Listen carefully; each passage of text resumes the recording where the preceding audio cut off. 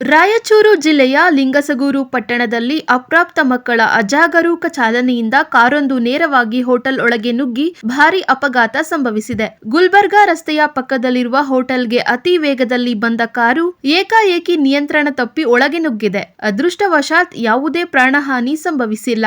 Car ಚಾಲಕ ಪ್ರಾಣಾಪಾಯದಿಂದ ಪಾರಾಗಿದ್ದಾನೆ. ಈ ಕಾರು ದೇವದುರ್ಗ ಎಪಿಎಂಸಿ ಅಧ್ಯಕ್ಷ ಆದನಗೌಡ ಅವರದ್ದಾಗಿದ್ದು, ಅಪ್ರಾಪ್ತ ಮಕ್ಕಳು ಕಾರು ಚಲಾಯಿಸುತ್ತಿದ್ದಾರೆ ಎಂದು ಹೇಳಲಾಗಿದೆ. ಅತಿ ವೇಗ ಮತ್ತು ನಿರ್ಲಕ್ಷ್ಯವೇ ಈ ಅಪಘಾತಕ್ಕೆ ಕಾರಣ ಎನ್ನಲಾಗುತ್ತಿದೆ. ಗಂಭೀರ ವಿಷಯ ಏನೆಂದರೆ, ಇನ್ನೂ ಈ ಘಟನೆಯ ಕುರಿತು ಯಾವುದೇ ದೂರು ದಾಖಲಾಗಿಲ್ಲ.